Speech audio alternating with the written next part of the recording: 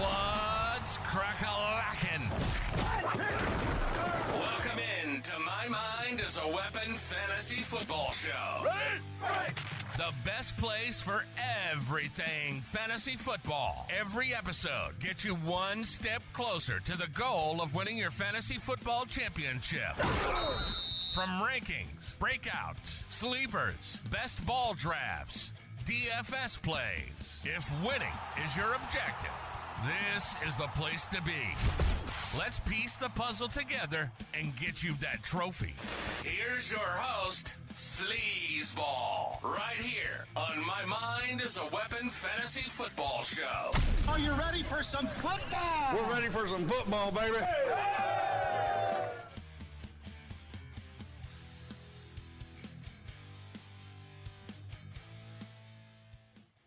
Welcome into episode 18, everybody. I am your host, SleezBall. Today, you're going to want to have your pen and paper out. I'm going to be breaking down my favorite wide receivers to draft in every single round. I'm going to go through 16 rounds. So however you build your roster, running back early, wide receiver late, hero running back, whatever your strategy is, these are my favorite players to draft at value in each round, and you should absolutely be smashing them too. Now, if you guys want to check, I'm going to keep every little clip here under a minute. If you guys want like the full detailed breakdown, I've done my wide receiver video, YouTube, podcast, Spotify, Apple, all that. You can check it out as well. And I just dropped my running backs to target last night. So if you guys haven't seen my running back video, you should definitely check that out because I'm going to give you every running back in the same rounds just like this video. And before we dive into it, guys, make sure you smash that like and subscribe. All the support is appreciated. I have put a ton of work into all of this to help you guys win your championships. And let's dive into it now.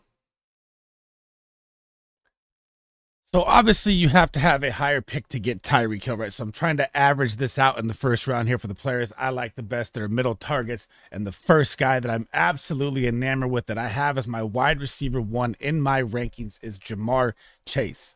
Last year, hampered by injuries to Joe Burrow, still finished wide receiver 13, still had 100 receptions, 1,216 yards, 7 touchdowns. Now, here's the even crazier part for Ja'Marr Chase. Not only the fact that he's led the NFL in red zone targets in the past 3 years combined, they don't have a big body there this year. He is going to be the focal point in the red zone again.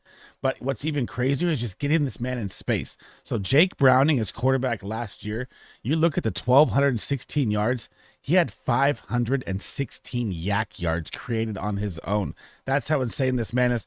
Now they moved him to the slot, which is the NFL new metric for all coaches and all star wide receivers. They like to move their wide receiver into the slot to draw the coverage away.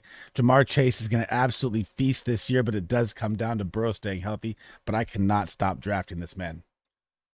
The second wide receiver you're going to want to target in round one is the sun god Amon-Ra St. Brown. Just a model of consistency. Wide receiver 3 last year, 119 receptions, 1,515 yards, and 10 touchdowns. Now you're going to think Sam Laporta, oh, he was the tight end 1. Yeah, he was the tight end 1, and Amon-Ra was still the wide receiver 3. You can think that Jameson Williams is going to come in and have a hype, like all the camp talk and take away targets. This is the focal point of the offense in the passing game, no matter what. They get 14 out of 18 games in a dome this season. I am enamored with every single Detroit Lion player later. I mean, I will get to Sam Laporta later in the tight end video. I will get to Jared Goff in my QB's video coming later. But my God, give me every piece of this Lions offense. Their defense is now ranked in the top 15 according to PFF. Last season, they were in the bottom 30. Now they're going to be getting more opportunities to get the ball on offense. Amon-Ra is going to absolutely smash this season.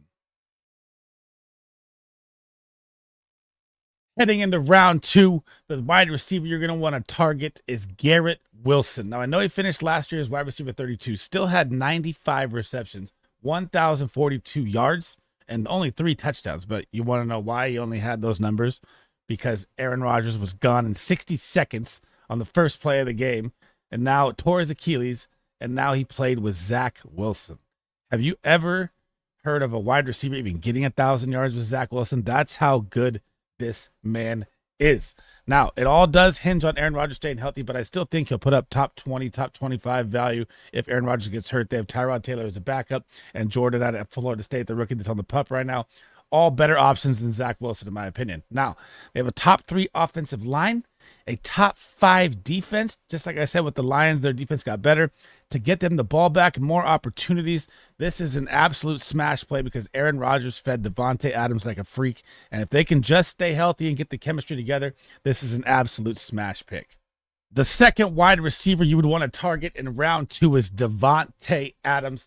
I don't care if this guy is 31 years old. He demands a 30% target share for his entire career.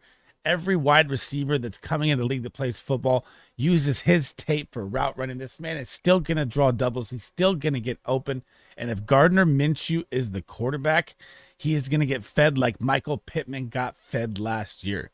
So he's going off the board at ADP 18. He's still almost a top 10 wide receiver last year. Still saw 100 receptions. Still 1,000 yards, 8 touchdowns. I expect the touchdown numbers to go up this season because the Raiders, I feel like, will be in more of a contention than last year. Now, do I think they'll be playing from behind a lot this season like most people are going to tell you? No, I think the Raiders are actually going to be competitive this year.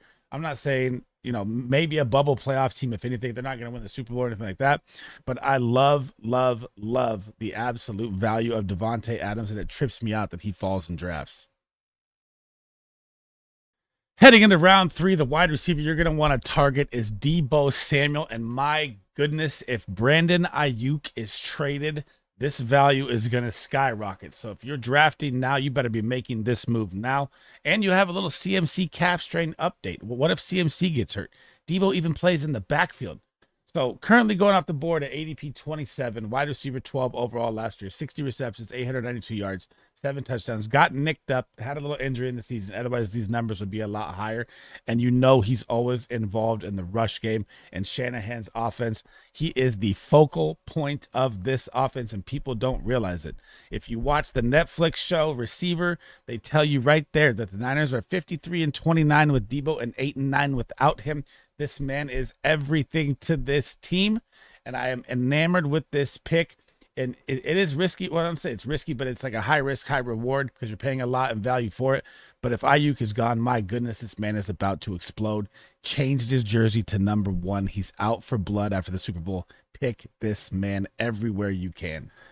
The next wide receiver you're going to want to target in round 3 is Jaylen Waddle, currently going off the board at ADP 36, wide receiver 34 overall last year, 72 receptions, still had 1,000 yards and 4 touchdowns, was hampered by injuries last year. You could tell when he was out there moving slow. Now the camp updates are that he's flying around, fully 100% healthy, and you're in an offense that's going to score 30-plus points a game here. You want every piece of this offense you possibly can. I don't know about the wide receiver 3, like OBJ or Malik Washington. They're not really going to be flex startable players.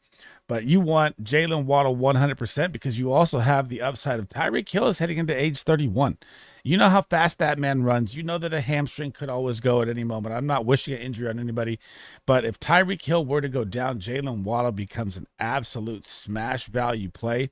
He's still going to be a top 15 to 12 wide receiver, even with Tyreek Hill, the way this offense moves. I hope Tua can stay healthy as well. That's also another risk I have, or injury risk I have as well with this team. But man, if they're out there, this is an absolute smash value pick.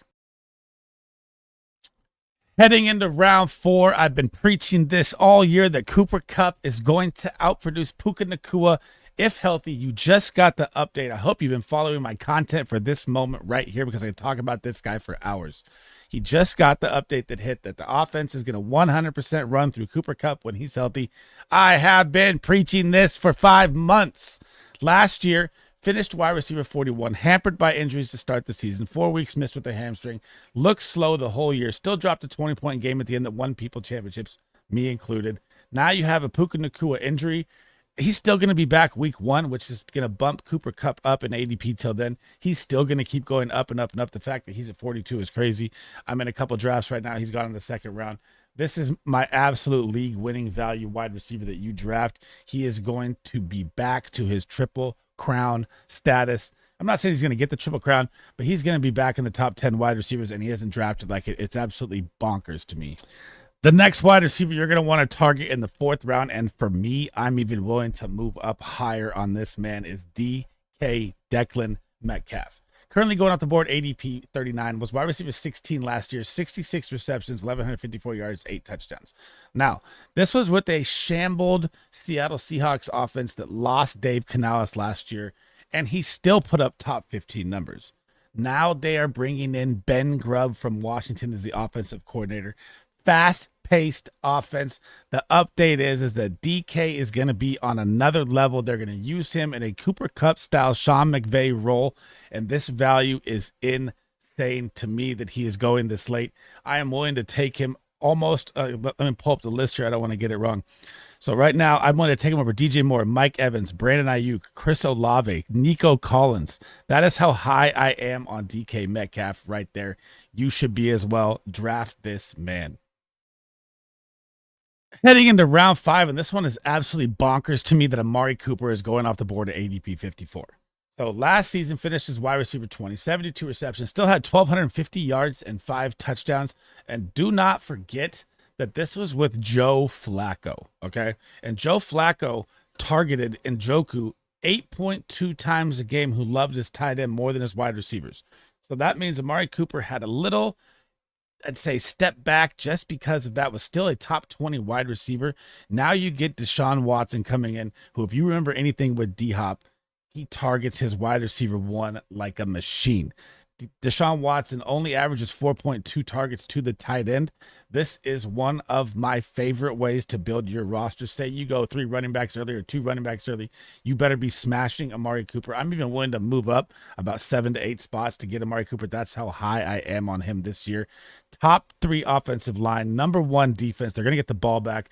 If Deshaun Watson can just find the groove of being a Texans quarterback and find the love to play the game again, this is an absolute league-winning value. Oh my goodness. The second wide receiver you're going to want to target in round 5 is George Pickens. Now, I know there's a lot of Ayuk trade rumors right now. Nothing is set in stone. So if Ayuk is traded to the Steelers, obviously I'm going to drop George Pickens down. But I still am willing to take the risk right now, even if Ayuk shows back up. This man is so good at football. He's been hampered by bad play last year with Kenny Pickett. He's never really gotten his chance to shine. He still put up wide receiver 30 top numbers, 63 receptions, 1,140 yards, 5 touchdowns. Now enter Justin Fields. Look how Justin Fields targeted DJ Moore. Say Justin Fields wins the job.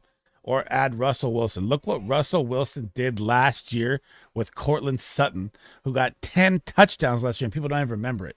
Now put George Pickens' electric athletic ability with that quarterback, and look what is going to happen. I'm telling you, this is one of my favorite picks, just like Amari Cooper in the 5th round, to build your roster around. This is how you're going to win a championship. Heading into round 6, it is going to be Keenan Allen. I have the ADP wrong on my graphic. I was flying through it. Hang on, let me look back here. I know it's in the 60s. So Keenan Allen's ADP 63. That graphic is wrong. Finished last season as wide receiver 8 with 100-plus receptions, 1,243 yards, 7 touchdowns. Now, I know he's in a trio. You're going to have DJ Moore. You're going to have Rome Odunze they drafted, Cole Kmet, DeAndre Swift at the back. All the tons of weapons are there. But with Shane Waldron as the offensive coordinator, that's the only thing that worries me about the Bears offense, a rookie quarterback. This man has been the best security blanket for 10 years of football. Probably the second best route runner to Devonte Adams in the time. And what is a rookie quarterback going to do? Look for its security blanket, quick, fast, easy passes. This is why I have Keenan Allen ranked higher than DJ Moore, but DJ Moore goes off the board 3 rounds earlier.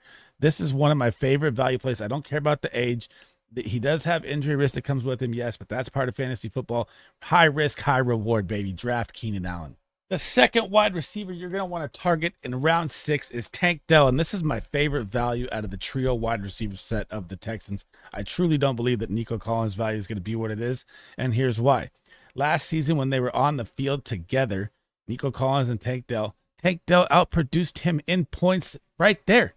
Now you add in Stephon Diggs, who's a top 10 wide receiver who's going to demand targets. The best value to get here out of this offense and not pay a higher price for least target share between the 3 of them is going to be Tank Dell. I know he's coming off injury. He had finished wide receiver 38 last year, 47 receptions, 709 yards, 7 touchdowns. This man is a home run hitter. When healthy, which he is right now coming into camp, he looks electric. He's flying around. This is like they say this is CJ Stroud's go-to guy too. I don't understand why people think that the other wide receivers are going to, it's going to be a crapshoot. But if I'm going to take the value shot here, I'm going to take it on Tank Dell because this man can win weeks by himself at a very, very low value. And I love, love, love his price tag. Round 7, the moneymaker round. Chris Godwin, playing hurt last year, currently going off the board at ADP 72, finished as a top 30 wide receiver at 29, 83 receptions, still had 1,000 yards, did not find the end zone. Mike Evans is always the target in the end zone. That's one thing that bothers me with Chris Godwin. But now the update is that he's moving back into the slot. And like I preach in all my videos, this is the fantasy football volume you want, is the wide receiver that is going to be playing in the slot because it's just a target feast. I'm going to tell you right now that Chris Godwin is one of the most undervalued wide receivers in this draft. He is going to get over 120 receptions. He got 83 last year. I know that Dave Canales is gone. They bring in a new offensive coordinator from Kentucky. We'll see how it goes. I love this pick so much this year. Give me all the Chris Godwin I can get at value. Going around the wide receivers near him is absolutely bonkers to me. If I'm looking at the board here and I'm looking at Chris Godwin, I see a Calvin Ridley here. Nope. I see a Hollywood Brown here. Nope. I see a Jordan Addison. Nope. Give me all the Chris Godwin I can get. The second wide receiver you're going to want to target in round 7 is Jaden Reed, currently at ADP 76, finished wide receiver 23 last year, 64 receptions. This was his rookie year too, guys. 793 yards, 8 touchdowns. Now in his second year with the system. Now in his second year with Jordan Love. Jordan Love's second year in the system. And just today, you already got the injury scare of Christian Watson. This is why I've been trying to tell people to avoid Christian Watson. People like the name. People like the deep ball. People like that in fantasy. It's too risky. And I just think something is going to happen. And Jordan Reed is going to absolutely feast this season. This is one of the best values, just like Chris Godwin in round 7, that you can build your roster around. You can get a wide receiver that's going to finish in the top 15 to 20 in the 7th round. This is absolute gold. The Packers are going to score points at will. Adding Josh Jacobs. Their defense is phenomenal. Going to get the ball back. They play in the cold, too, which makes offenses worse against them later in the season come playoff time. They get more opportunities there. I absolutely love Jordan Reed in round 7. Heading into round 8, if you are not targeting Deontay Johnson, you are out of your mind. I put a 5 next to his name because I am willing to move up so many rounds to get this guy, Deontay Johnson. Now he gets Dave Canales as the offensive coordinator who, like I said, left Tampa Bay, saved Baker Mayfield's career, saved Geno Smith's career the year before that as the QB coach, comes in here, gonna rejuvenate Bryce Young's terrible rookie year. And do you remember what Adam Thielen did last year for the Panthers to start the season? He was a league winner for the first 8 weeks till the age kicked in. He got older, started to slow down. Now you get a younger, more electric, more athletic wide receiver in Deontay Johnson. He is going to see 150 targets. If you look at his numbers from last year here, so wide receiver 43, 51 receptions, 717 yards, 5 touchdowns. This is what Kenny Pickett went down in the offense. It was absolute shambles in Steelers. And it's just crazy to me that he's going this late in drafts. I mean, this is one of my favorite targets to draft, especially if you play PPR. This guy is a route god. If you ever look at his reception perception, he is unguardable. I'm just blown away that he's going so late in drafts when he's already said he's going to be the focal point of this offense. Draft Deontay Johnson everywhere you can. The second wide receiver you should be targeting in round 8 is one of my favorite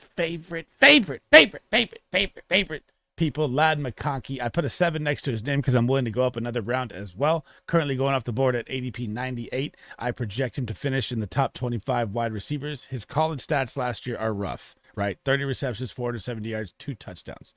Played with Brock Bowers. Bad, not great quarterback play in Georgia. They ran the ball a lot. Now you're getting him as the slot receiver for Justin Herbert. I know Justin Herbert's injured right now, and I hope it's not a trend that's happening with him right now. He has to stay healthy. Easton Stick as the backup quarterback is not going to be great. But slot receivers, I preach this and I preach this and I preach this. Do you remember what Keenan Allen and freaking Justin Herbert did out of the slot? This man is about to feast. I've made bold predictions that I think he'll be rookie of the year as a wide receiver, which usually goes to the quarterbacks. I know that's why it's a bold prediction. But I love Ladd McConkey's value so much. This man is going to see 10 targets a game, and people aren't drafting like it. It's absolutely crazy to me. In round 9, I just talked about him with Jaden Reed, is Christian Watson. If you are willing to take the shot here, if you're willing to take the shot, and I mean, he just went down with an injury. He just said to be healthy. The ADP on there is wrong. It's 98. I was flying through it again. I missed the ADP. So he is a round 9, round 10 wide receiver. Finished last season wide receiver 65, hampered with injuries to the hamstring. They said that the hamstring gained percentage, that one leg was not, one hamstring wasn't the same muscle dense or muscle size as the other one. Now it's supposedly 19 to 20%. It is very risky, but when this man is out there, he is a touchdown machine, even in the red zone. So I know Romeo Dobbs led them in targets in the red zone last year, but if Christian Watson can play a season healthy, this is one of your high-risk, high-reward picks. Not at a lot of value, but it could be a big miss on a lot of value as well here. So this is that risky pick, but I am willing to take that shot this year at this value because now you get him about 2-3 rounds later than last year. Last year, I was off completely at round 6. That's way too high to spend value for a risk like this. At round 9, I am okay with this, especially if you do a running back build early. The second wide receiver you're going to want to target in round 9 is Keon Coleman, the rookie out of Florida State, currently going off the board at ADP 104. Now, you are going to have a situation here where we don't know the wide receivers. I'll get to Curtis Samuel later. I like him a lot as well, too. But the thing you have to like here is the 11 TDs for Florida State in the red zone. Not just all in the red zone, but the guy had massive targets in the red zone. Big body wide receiver. Looks good in camp with Josh Allen right now. And volume is king in fantasy football. So if I see, wide receivers around him, like if I'm looking at the board right now around ADP 104 and I'm seeing like a Romo Dunze. Yes, I liked Romo Dunze more in college, 100%. I ranked him number 1. That's how high I was on Romo Dunze. But why would I want that when there's so many mouths to feed there when he's going up against Khalil Shakir and Curtis Samuel? I know Dalton Kincaid's probably going to see the most, but this man's volume is going to be higher than everyone around him. I absolutely love this pick a ton. And the camp, he looks electric. You smash right here on Keon Coleman. Round 11, and this one's kind of crazy to me just because he's on the Broncos and it's Cortland Sutton. I think people just overlook this guy. So last year, finished as wide receiver 35, 59 receptions, 772 yards, 10 touchdowns, double-digit touchdowns. Like I said earlier with Russell Wilson liking to feed their number 1, I mean, now you get him in a situation where his only wide receivers around him are Tim Patrick, who gets hurt every single time, Troy Franklin, Marvin Mims, and that's it. I mean, this guy's going to see massive volume in a team that is going to be playing down 90% of the time. I know it's not going to be great targets, Bo Nix or Stidham, or God forbid Zach Wilson wins this job, I'll lose my mind. But you got to like volume here. And if I'm looking, again, let me go down the board. If I'm looking around him, I see a Xavier Legette. I see a Jamison Williams. I see a Jackson Smith and Zigba, a Brian Thomas Jr. All these guys that are stuck in a 3-man rotation of good receivers that are all going to need volume. Cortland Sutton is going to be the alpha out here. And this is insane value to get him right here at this pick. And they're going to be passing a ton. I love Cortland Sutton at this value. The second wide receiver you're going to want to target, I just talked about as well in round 10, is Brian Thomas Jr., currently going off the board ADP 112. In college at LSU, you have to remember this, you also had who there? Nabbers, another superstar there. Wide 68 receptions, still at 1,000 yards, but here's the thing, 17 touchdowns. This man is 6'4". If you look back to last season at Calvin Ridley, how many touchdowns did Calvin Ridley barely one tap? They looked at Ridley every time in the red zone. I'm not saying that Brian Thomas is going to come in and be the alpha. I do think Christian Kirk will score the most points for the Jaguars this year. He has the chemistry with Trevor Lawrence. But, man, this man down the stretch could be league-winning value. He is a home run hitter. And if you have Evan Ingram and Christian Kirk and Travis Etienne to worry about, this man gets to run free, and he is going to be a nightmare to stop one-on-one. I love Brian Thomas Jr. here as well. Heading into round 11 is Tyler Lockett, and for some reason, this man is so disrespected, it is nuts. Currently going off the board at ADP 128. So if I scroll down here, I'm looking at 128. That is wide receiver 55, and he finished last season as wide receiver 33 with a turmoil offense. Like I said with DK Metcalf, losing their stud coordinator was gone. and that this team looked absolutely lost, and he still put up top 35 numbers and being drafted 20 later. I know he's older. He is a home run hitter. Jackson Smith and Jig was due for a breakout. DK Metcalf, they cannot double anyone. Tyler Lockett is going to hit some bombs here and there and going to have some big spike weeks and can be a flex play starting weekly. And if you can get a flex play starting weekly in a competitive 12 to 14 man league, whatever it is, at this value, you better be smashing this pick. The second wide receiver you can get in round 11 that you should target is Curtis Samuel, and I've taken bets with other content creators, Twitter, etc., that Curtis Samuel is going to be the leading wide receiver producer for the Buffalo Bills, and let me tell you why. But first, let's look at last year. Finished last year, ADP 121, wide receiver 42, 62 receptions, 613 yards, 4 touchdowns. In a Commanders offense where Sam Howell was running for his life, leading the NFL in sacks, now he comes to Buffalo, and guess who's in Buffalo? Joe Brady. The last time Curtis Samuel had his best season was with Carolina with who? Joe Brady. That's why they went out and got this man. He is going to be feasting in the slot. His reception perception chart is all green. He is unguardable. He is going to be a nightmare out there to stop. And I think, I put Keon Coleman higher for the touchdown upside, but I'd be willing to draft Curtis Samuel over Keon Coleman just for the volume-based production. Heading into round 12, and this one is absolutely crazy to me, that Josh Palmer is falling to ADP 132, which means he's going off the board as wide receiver 58, okay? Last season hampered by injury. He does have a little injury history, which is scary, but this man has the chemistry with Justin Herbert. Lab McConkey right now has a little injury, which is scary, but I'm not too worried about it. And you have to look at it like this. The other wide receiver the Chargers have is DJ Shark. We know that guy gets hurt every time he steps out in the field, right?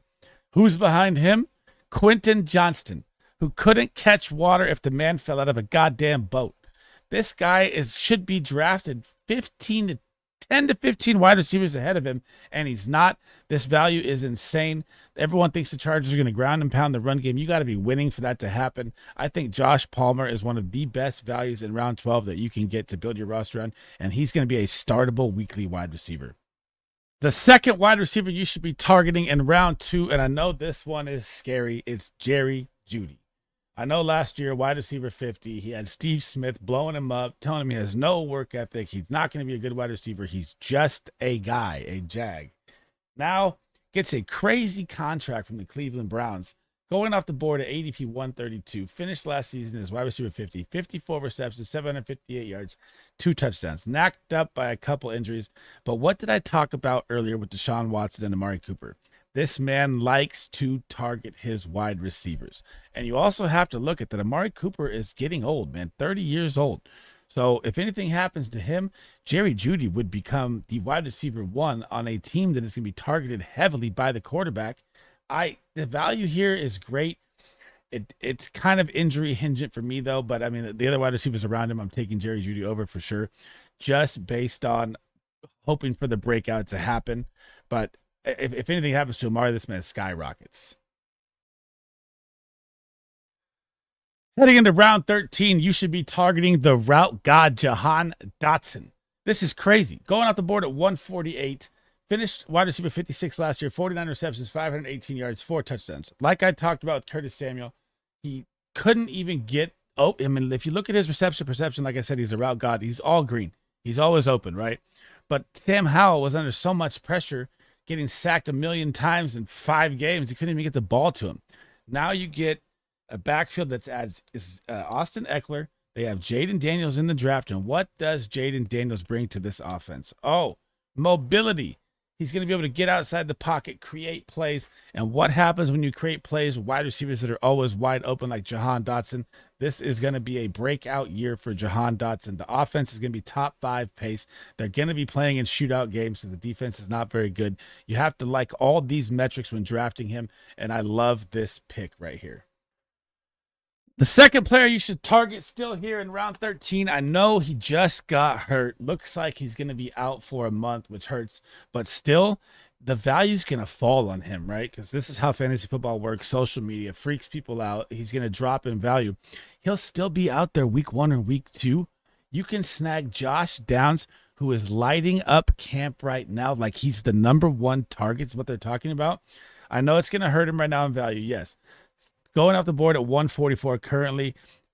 This is like I'm doing this video over again because of the injury. So his ADP is probably going to drop to 160, 170. Smash, smash, smash. Plus, you get the double dip of the kick return, punt return with the new rules, which still could give you 6 points any other way, which you have to love those points on top of it. Well, if it happens and he can crack one, man, this man can fly. He was seeing 7 to 8 targets a game last season before injury. All his numbers are skewed. Like wide receiver 46, 68 receptions, 7 yards, 2 touchdowns. Those are skewed because of injury. He would have had a bigger year. I absolutely love this pick. Heading into round 14 is going to be Jalen Polk, and this is not my favorite Patriot wide receiver, but based off the ADP where he's at, I have to take him with the wide receivers around. I will get to my favorite guy later, which is one of the best picks in late draft you can get. But Jalen Polk's career, right? So Washington last year, that offense was electric. I really didn't like him scouting him when I scouted him. I'd like Jalen McMillan better, but Jalen McMillan got hurt, and then Jalen Polk thrived as Rome Odunze is drawing all the doubles. So I'm saying that he's my favorite target in this round. I'm not enamored with it because those numbers from college are very, very skewed to a fast, great head coach, fast-paced offense, great quarterback in Penix, Rome Odunze out there. The offense was electric. Now you're on the Patriots, Drake May, rookie quarterback. Yeah, they'll be playing a lot of games from behind, but he's not the electric guy I like, but he could see enough volume to be a flex play. But at this range, he's definitely the best wide receiver to take in this range. The second wide receiver you should be targeting in round 14 is taking a shot on the old man, Adam Thielen. Look at these numbers from last year. He finished as a top 25 wide receiver, 103 receptions, 1,000+ yards, and 4 touchdowns. Getting that value in this round is absolutely bonkers. I know they bring in Xavier Legette. I know they draft Tavion Sanders. I know they bring in Deontay Johnson, who's going to be the focal point. But you can't act and even turn away the notion that Adam Thielen's still going to be part of this offense. To me, in all my grading and ranking and wide receiver trios, this is the hardest wide receiver room to break down for me, period.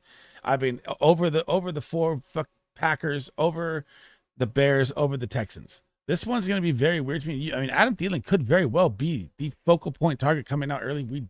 We don't know. I personally like Deontay Johnson as that guy, but Adam Thielen is still a good wide receiver and a possible flex play weekly.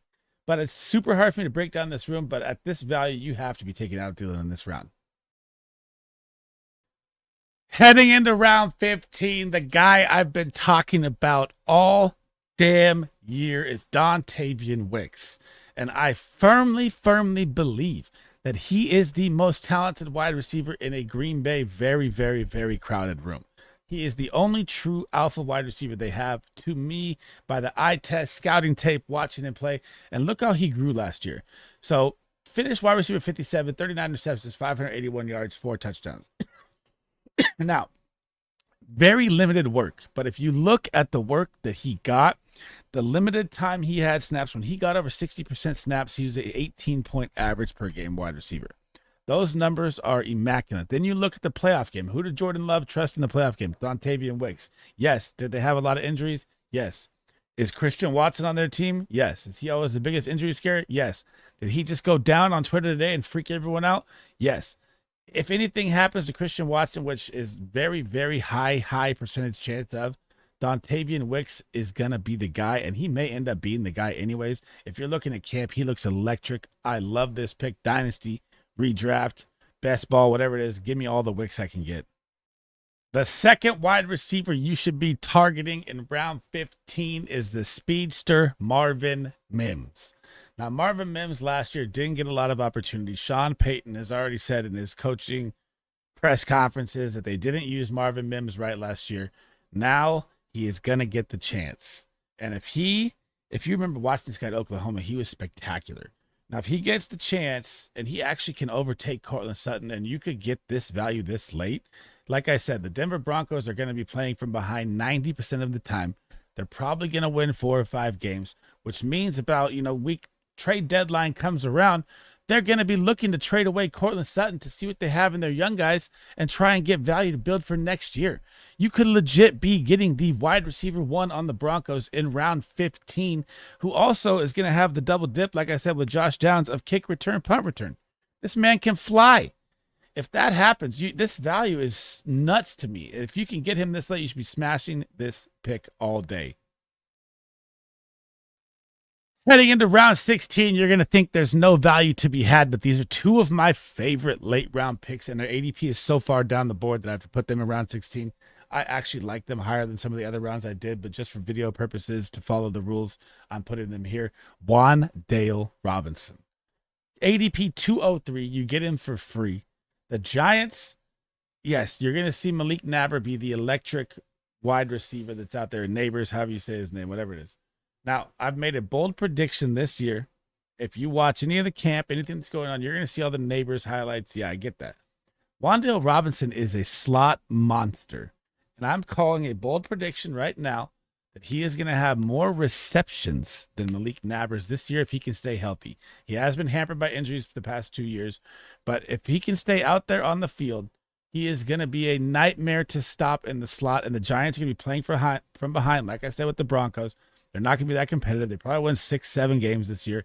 I do like Brian Daboll as the head coach, but he's already on the hot seat for some reason. So, and Danny Dimes is definitely on the hot seat. There's a lot of things to worry about, but I love Wale Robinson at this pick. And I had to save the best for last. My guy, Javon Baker. This should be someone that you're not just targeting in round 16. I'm willing to target this man in round 12.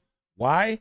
Because I firmly believe, and I've been tweeting this all year since the NFL draft, since he landed on the Patriots, since he slid to round 4.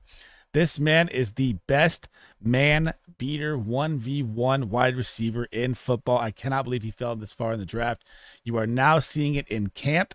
He is beating everyone. He just smashed Chris Gonzalez, who is a Pro Bowl star rookie. He's going to be a star rookie cornerback last year till his injury. Just smoking him all over the field.